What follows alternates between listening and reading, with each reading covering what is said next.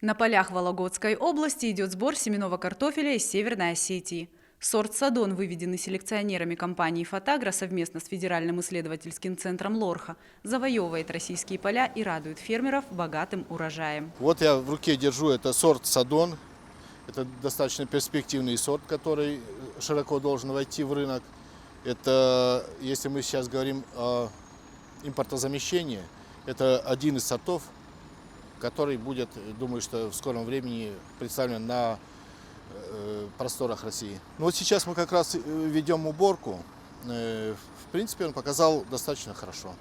Пока по урожайности ничего не готов сказать. То есть уборка вот сегодня только началась, поэтому посмотрим по результатам уборки. А так еще покупаем сорт «Спринтер», который только-только вошел в реестр России. Слова фермера подтверждают и представители Россельхозцентра.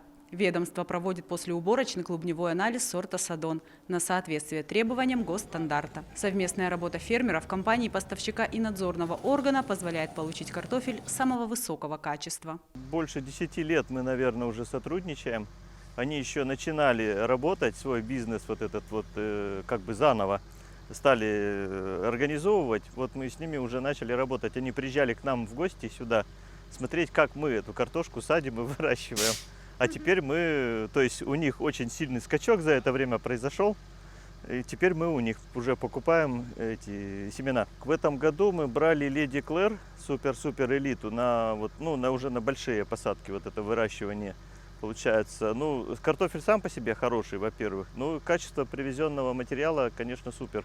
Отличное. Фермеры Вологодской области уже несколько лет закупают семенной материал в Северной Осетии. Программа семеноводства «Фотагра» реализуется с 2017 года. За это время североостинская компания заняла лидирующие позиции на отечественном рынке производителей семенного картофеля. Высокое качество материала – это не только залог хорошего урожая, но и продовольственной безопасности всей страны.